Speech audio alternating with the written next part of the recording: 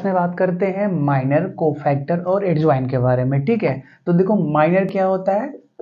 Minor हर एक अलग अलग एलिमेंट्स का निकाला जाता है। क्यों पढ़ रहे हैं? कोफैक्टर पढ़ने के लिए। माइनर से हम कहाँ जाएंगे? कोफैक्टर की तरफ जाएंगे।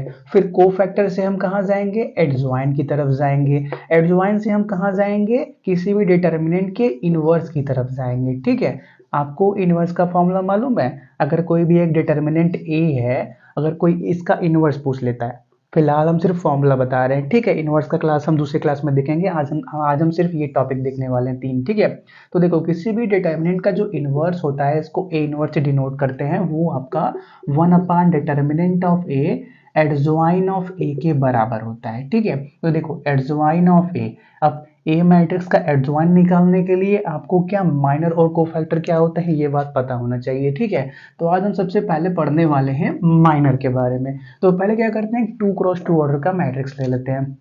एक 2x2 ऑर्डर का मैट्रिक्स, इसके अंदर A11, A12, A21 और A22 है। A11 क्या है? ये एक एलिमेंट है जिसका पोजीशन क्या है? First row first column. ये सब बात बहुत पहले शायद पहले या दूसरे क्लास में हमने किया था कि हम एलिमेंट्स को क्या करते हैं? नंबर से डिनोट करते हैं। A12 का मतलब फर्स्ट रो सेकंड कॉलम का एलिमेंट, A21 का मतलब सेकंड रो फर्स्ट कॉलम का एलिमेंट। ये सब बात क्लियर है ना? हाँ क्लियर है। तो अगर आपसे कोई पूछे कि A11 का माइनर बताओ, A11 का माइनर बताओ, तो आप क्या करोगे? A11 कहाँ पे है? पहले रो में है, पहले कॉलम में है। तो इसके रो और कॉलम को डिलीट करने के बाद जो भी बच रहा है वही क्या होता है? A11 का माइनर होता है। तो इसके रो इसके कॉलम को हटाने के बाद क्या बच रहा है? A22 बच रहा है। तो A11 का माइनर क्या हो गया? A22 हो गया। क्लियर हो रहा है? एक एग्जाम्पल से साथ में करते रहते हैं। मान लेते हैं हमारे पास 5, 6, 7, 8 है। चलो ठीक है, 2x2 का एक मैट्रिक्स डिटर्मिनेंट हो गया। अब आपसे कोई पूछे आप माइनर बताओ किसका? 5 का। 5 का माइनर बताने के लिए क्या करोगे? इसके रो और इसके कॉलम को डिलीट कर दोगे। क्या दिख रहा है? 8 दिख रहा है। तो ये क्या हो गया? 5 का माइनर क्या हो गया? 8 हो गया। अब जैसे हम पूछ लें क्या? A12 का माइनर बताओ, A12 का माइनर बताओ, तो क्या करोगे? इसके रो और इसके कॉलम को डिलीट कर दोगे। इसके रो, एक सेकेंड, इसके रो और इसके कॉलम को डिलीट कर दिया तो क्या दिख रहा है आपको? A21 दिख रहा है। तो A21 क्या हो गया हमारे पास? A12 का माइनर हो गया। ठीक है, वैसे कोई पूछ ले 6 का माइनर बताओ, तो इसको करोगे डिलीट, इसको डिलीट करोगे, क्या बच रहा है? 7 बचा है, तो 7 हो गया। अब कोई पूछे A22 का माइनर बताओ, तो क्या करोगे? इसको डिलीट करोगे और इसको डिलीट करोगे, इसके रो और इसको कॉलम को डिलीट कर दोगे, क्या दिख रहा है? A11। तो ये क्या हो जाएगा? A11। ये क्या हो जाएगा? A11 A22 का माइनर हो जाएगा। ठीक है, इस एग्जांपल को पूरा कर लेते हैं। कोई पूछ ले 7 का माइनर बताओ, तो 7 का माइनर कैसे निकालोगे? इसके रो और इसके कॉलम को हटा दोगे, क्या दिख रहा है? 6 दिख रहा है, तो 6 हो गया। अब कोई पूछ ले 8 का माइनर बताओ, तो क्या करोगे? इसके रो इसके कॉलम को हटा दोगे, तो क्या दिख रहा है? 5 दिख रहा है। तो ये हो गया माइनर।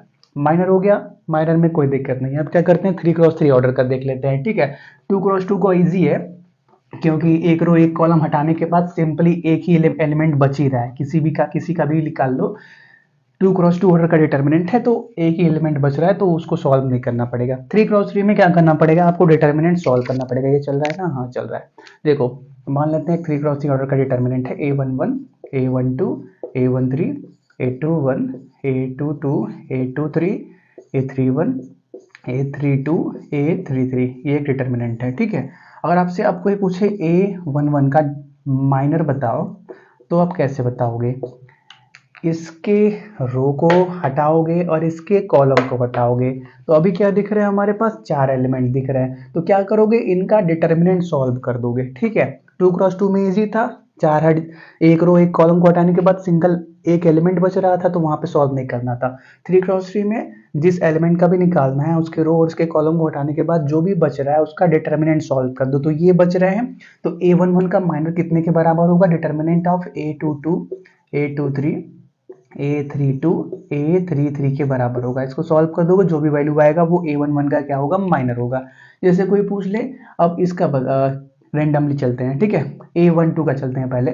अगर कोई पूछे कि A12 का माइनर बताओ, 12 का माइनर बताओ, तो क्या करोगे? सिंपल से उसके रो को उसके कॉलम को डिलीट कर दोगे। क्या दिख रहा है? A21 A23 A31 A33, इसका डिटर्मिनेंट सॉल्व करोगे वही क्या होगा A21 A23 A31 A33, यही क्या होगा हमारे पास A12 का माइनर होगा। और कोई ऐसा रेंडमली आगे बात करते हैं, मान लेते हैं A33 का कोई माइनर पूछ रहा है A33 का, तो A33 जिस रो में है उस रो को हटा दो और जिस कॉलम में उस कॉलम को हटा दो, तो जो दिख रहा है वही उसी का डिटर्मिनेंट सॉल्व कर दोगे, वो क्या होगा A33 का माइनर होगा। A33 का माइनर कितने के बराबर है A11 A12 A21 A22, ठीक है। तो ये हो गया। जो देखो आपका माइनर है ना उसको जनरली कैपिटल एम से डिनोट किया जाता है, ऐसे minor of A33। Her bar minor word लिखने से अच्छा है आप कैपिटल एम वर्ड यूज कर लो कि माइनर ऑफ A33 क्या होगा, ये होगा। जैसे एग्जांपल देख लेते हैं, एक मान लेते हैं हमारे पास 1 2 3 है, 4 5 6 7 8 9 है, ठीक है। चलो इसका वैल्यू वैल्यू वैल्यू के ऊपर मत जाओ, जनरली एग्जांपल के बारे में बात कर रहे हैं हम, माइनर के ऊपर बात कर रहे हैं, ठीक है। तो मान लेते हैं किसी ने पूछा कि आप बताओ क्या माइनर ऑफ 1 बताओ, ये जो पहला एलिमेंट है उसका माइनर बताओ। पहला एलिमेंट मतलब ये जो 1 है उसका माइनर बताओ। पहला एलिमेंट को ऐसे डिनोट करते हैं यम A11 से, ठीक है। या सिंपली आप ऐसे भी लिख सकते हो यम 11, दोनों तरीके होते हैं, ठीक है। तो मान लेते हैं माइनर ऑफ किसी ने 1 पूछा, मतलब A11 पूछा, तो क्या करोगे इसके रो को और इसके कॉलम को हटा दोगे, क्या दिख रहा है ये दिख रहा है 5 6 8 9, तो 5 6 8 9 का डिटरमिनेंट सॉल्व करोगे 5 6 8 9, कितना हो जाने वाला है 9 5 जा 45 8 6 जा 48, तो क्या आ गया माइनस के 3 आ गया। तो 1 का A1 का माइनर क्या आ गया माइनस के 3 आ गया। और कोई पूछ ले अगर आप इस 5 का माइनर बताओगे, माइनर ऑफ 5 बताओ, तो क्या करोगे इसके रो इसके कॉलम को हटा दोगे, 1379 दिख रहा है उसका डिटरमिनेंट सॉल्व करोगे 1379, तो कितना हो गया 9 1 जा 9 7 3 जा 21, कितना बचेगा जो भी बचेगा वही क्या हो जाएगा 5 का माइनर हो जाने वाला है, ठीक है। तो माइनर माइनर क्लियर है। अब चलते हैं कोफैक्टर की तरफ, ठीक है। माइनर के अंदर साइन को नहीं देखा जाता, ठीक है, बस सिंपली जो इस एलिमेंट का भी निकालना है, चल रहा है कई बार बंद हो जाता है इसलिए चेक करना पड़ता है, बैटरी बैकअप थोड़ा सा कम है और कोई बात नहीं। तो माइनर माइनर के केस में बस क्या करना है, जिस भी एलिमेंट का माइनर निकालना है उसके रो उसके कॉलम को हटा दो और जो भी बच रहा है, अगर 2x2 का ऑर्डर का डिटर्मिनेंट है तो सिंगल एक एलिमेंट बचेगा वही आंसर हो जाएगा। अगर 3x3 ऑर्डर का बच रहा है, 3x3 ऑर्डर का डिटर्मिनेंट है, तो आपको एक छोटा सा डिटर्मिनेंट सॉल्व करना पड़ेगा, ठीक है। हम नेक्स्ट क्या करते हैं कोफैक्टर की तरफ चलते हैं, ठीक है। कोफैक्टर, तो कोफैक्टर क्या होता है, कोई भी डिटर्मिनेंट है उसका माइनर निकाल दिया, माइनर के बाद कोफैक्टर क्या होता है, मान पहले एक एलिमेंट डिटर्मिनेंट बना लेते हैं, मान लेते हैं A11 A12 A21 A22 एक डिटर्मिनेंट है, ठीक है। कोई पूछे आपसे आप क्या बताओ कोफैक्टर ऑफ A11 बताओ, तो आप क्या करोगे इसको -1 के पावर I प्लस जे और यम 11 को सॉल्व करोगे। यम 11 मतलब क्या माइनर ऑफ 11, ठीक है। और -1 के पावर I प्लस जे का मतलब -1 के पावर I मतलब क्या जिस रो में है, जे मतलब क्या जिस कॉलम में है, उनका सम, ठीक है। चलो कोफैक्टर को क्या सिंपली ए से डिनोट किया जाता है, जैसे कोई बोले कोफैक्टर ऑफ A11 तो ऐसे लिखोगे A11 या सिंपली A11, ठीक है। ये कोफैक्टर को डिनोट करने के सिंबल होते हैं, ठीक है। चलो हम क्या करते हैं कुछ एग्जांपल देख लेते हैं, मान लेते हैं हमने क्या वही रखा है 5 6 7 8, ठीक है। तो माइनर जो निकाल लिया था, चलो माइनर को छोड़ो कोफैक्टर के बारे में बात कर लेते हैं। कोई पूछ लिया आप कोफैक्टर बताओ किसका 5 का, ठीक है। तो क्या करोगे -1 के पावर I प्लस जे और माइनर ऑफ 5 देखोगे, तो 5 का माइनर हमने निकाल के रखा था, हाँ इसको हटाया 8 आ गया था, तो यहाँ पे क्या आ जाएगा 8 आ जाएगा। अब -1 के पावर I प्लस जे करना है, तो 5 कहाँ पे है, 5 किस रो में है किस कॉलम में है, तो 5 देखो पहले रो में है और पहले कॉलम में है, तो मतलब -1 के पावर क्या होगा 1 प्लस 1, -1 के पावर 2 मतलब क्या 1 होने वाला, तो सिंपली क्या मिल गया हमारे पास 8 आंसर मिल गया, ठीक है। और जैसे कोई पूछ ले आप बताओ माइनर ऑफ सॉरी माइनर नहीं कोफैक्टर ऑफ 8, तो कोफैक्टर ऑफ सॉरी 8 कितने के बराबर होगा, -1 के power i plus J into minor of 8 के बराबर। और 8 का माइनर कितने के बराबर आया था, 5 के बराबर आया था। इसके रो इसको कॉलम को हटाया, 5 बचा था, तो क्या मिल गया 5 -1 के पावर i प्लस जे। तो कहाँ पे है, ये सेकेंड रो में है और सेकेंड कॉलम में, मतलब क्या हो गया 2 + 2 4 -1 के पावर 4, मतलब वहाँ पे भी 1 होगा, मतलब कोफैक्टर ऑफ 8 क्या हो गया 5 के बराबर हो गया। ये बात हो गया। अब क्या कर सकते हैं, कोफैक्टर ऑफ 7 निकाल सकते हैं। कितना, -1 के power i plus J, cofactor of 7 मतलब माइनर ऑफ 7 निकालना है। तो माइनर ऑफ 7 कितना मिला था, 6 के बराबर। तो 6, और ये क्या है सेकेंड रो और फर्स्ट कॉलम का एलिमेंट है, तो -1 के पावर 2 + 1 मतलब क्या, -1 के पावर 3 मतलब क्या -1, तो क्या मिल गया -6 आ गया। ठीक है, तो यही है हमारे पास माइनर और कोफैक्टर का कॉन्सेप्ट। माइनर में क्या होता है, साइन का कोई लफड़ा नहीं है। कोफैक्टर में क्या, साइन भी देखना पड़ता है कि वो कहाँ पे उसका पोजीशन है। ठीक है, कोफैक्टर किसी भी एक एलिमेंट का कोफैक्टर कितने के बराबर होता है, -1 के power i plus J, minor of उस एलिमेंट का, जिस भी एलिमेंट का आप निकाल रहे हैं उसका माइनर इंटू -1 के पावर i प्लस जे। आई मतलब क्या, किस रो में वो एलिमेंट है, जे मतलब क्या, किस कॉलम में वो एलिमेंट है। ठीक है, चलो ये हो गया 2 क्रॉस 2 ऑर्डर के डिटरमिनेंट का माइनर और कोफैक्टर। अब क्या करते हैं 3 क्रॉस 3 का भी एक एग्जांपल देख लेते हैं। ठीक है, 3 क्रॉस 3 में भी वही करना है, अलग अलग हमारे पास एलिमेंट होंगे जिसका भी निकालना पड़ेगा। फॉर्मूला ऐसे ही लिखोगे, माइनर का निकालने के लिए अभी आपको बता ही दिया है। 2 क्रॉस 2 का है तो सिंगल एक एलिमेंट आ जाता है, 3 क्रॉस 3 का रहेगा तो एक डिटर्मिनेंट आता है, उसको क्या करना पड़ेगा, सॉल्व करना पड़ेगा। सॉल्व करने के बाद आपको वैल्यू मिल जाने वाली है। ठीक है, चलिए हम क्या करते हैं, इसको भी हटा देते हैं। तो अब क्या करते हैं, 3 क्रॉस 3 ऑर्डर का डिटर्मिनेंट लेते हैं। मान लेते हैं हमारे पास एक ए नाम का डिटर्मिनेंट है जिसके अंदर क्या है 1 2 3 5 6 8 और 2 3 4 कुछ भी ले लो। ठीक है, रैंडमली कुछ भी ले लो। और मान लेते हैं हमको क्या निकालना है, इनका डिटरमिनेंट निकालना है। ठीक है, तो डिटरमिनेंट जिस तरह से माइनर हर एलिमेंट का निकलता है उसी तरह से डिटरमिनेंट भी हर एलिमेंट का निकलेगा, ये बात क्लियर है। अब क्या करेंगे, मान लेते हैं हमको क्या निकालना है, A11 निकालना है, मतलब जो पहले रो पहले कॉलम पे एलिमेंट है उसका कोफैक्टर निकालना है। मतलब क्या हमको निकालना है कोफैक्टर ऑफ 1। तो क्या निकलेगा, -1 के पावर i प्लस जे, आई का वैल्यू 1, जे का वैल्यू भी 1। अब क्या करो, माइनर निकालो किसका, 1 1 का, मतलब क्या, ये जो एलिमेंट है इसका माइनर निकालो। तो इसके रो इसके कॉलम को हटा दोगे, 6 8 3 4 दिख रहा है, इसका डिटरमिनेंट सॉल्व करो। 6 4 जा 24, 8 3 जा 24, मतलब क्या मिल गया, 0 मिल गया। तो क्या मिल गया, पहले एलिमेंट का कोफैक्टर 0। अब मान लेते हैं A12 का हमको निकालना है, मतलब कोफैक्टर ऑफ 2 निकालना है, मतलब -1 के पावर 1 + 2, और क्या, इसके रो को हटा दो, इसको कॉलम को हटा दो, तो 5 8 2 4 का निकालना, तो 5 4 जा 20, 8 2 जा 16, मतलब क्या मिला 4 बचा। और -1 के पावर 3, -1 मतलब क्या, माइनस के 4 मिला। और मान लो इस 4 का निकालना है कोफैक्टर ऑफ 3 मतलब कोफैक्टर ऑफ 4 निकालना है।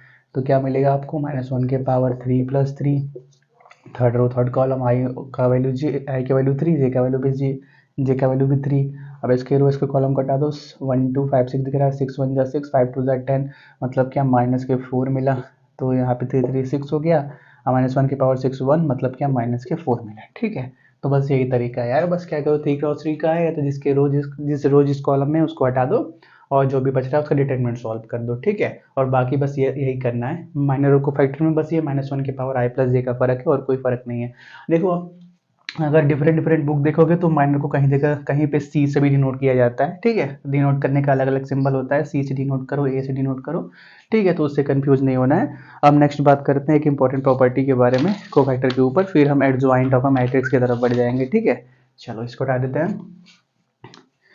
तो प्रॉपर्टी क्या बोलता है कि अगर कोई भी एक डिटर्मिनेंट है, ठीक है, कोई भी एक डिटर्मिनेंट है, मान लेते हैं ये पहला रो, ये दूसरा रो, ये तीसरा रो।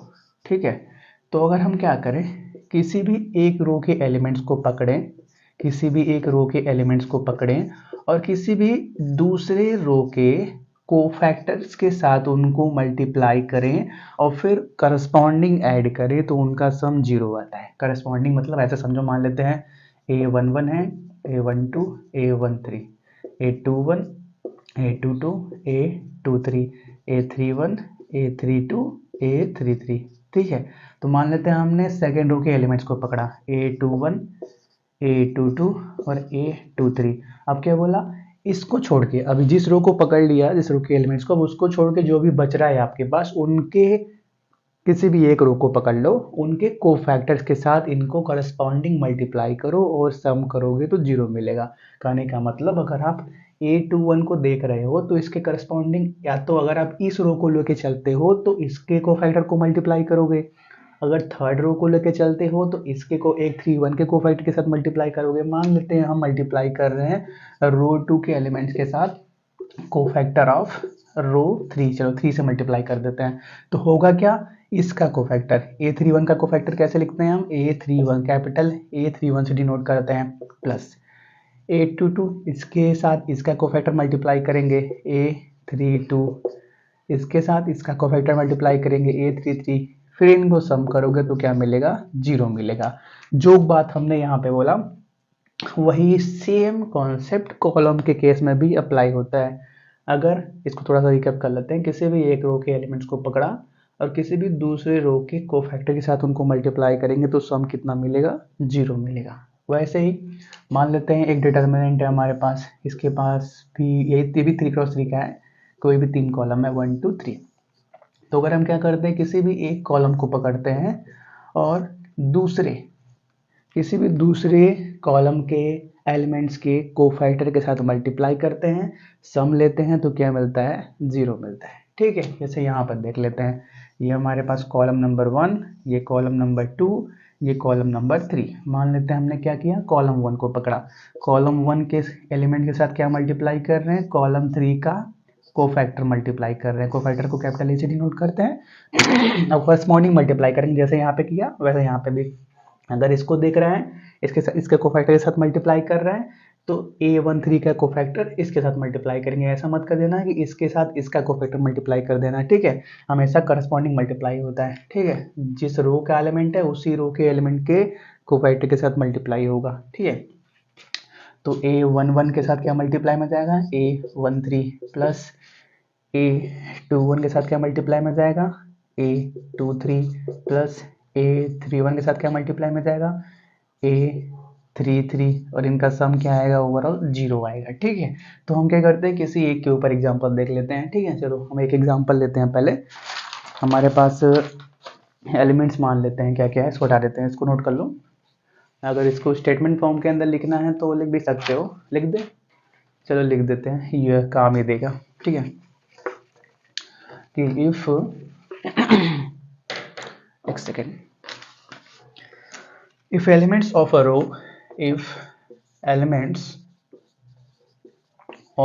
row और कॉलम, किसी भी रो के बारे में बात कर लो या किसी के भी कॉलम के बारे में बात कर लो, आर मल्टीप्लाइड विथ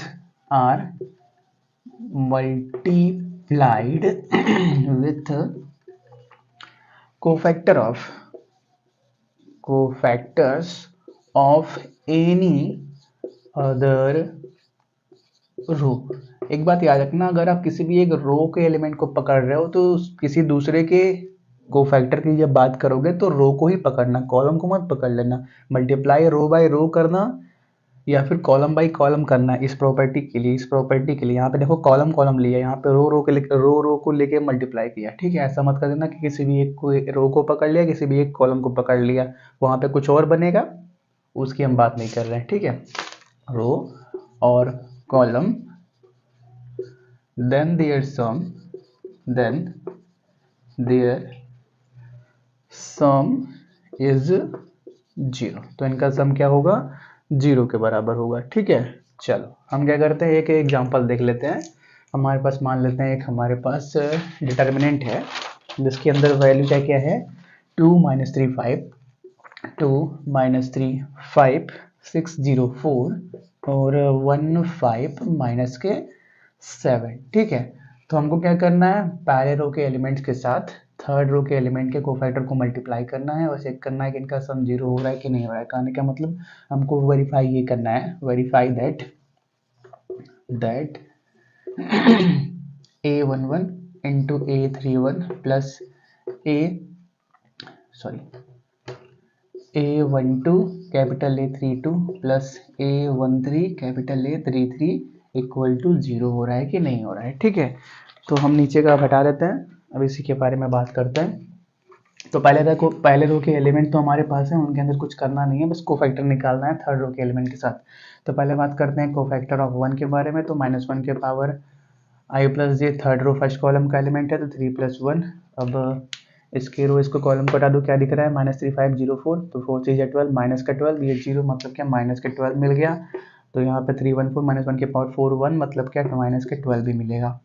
अब निकालते हैं कोफैक्टर ऑफ 5। तो -1 के पावर 3 + 2 और इसका माइनर निकालो, तो ये हटा 2 5 6 4 4 2 जा 8 6 5 जा 30 मतलब क्या मिला माइनस के 22, तो माइनस के 22 3 2 5 -1 के power 5 minus minus minus plus मतलब 22 मिला।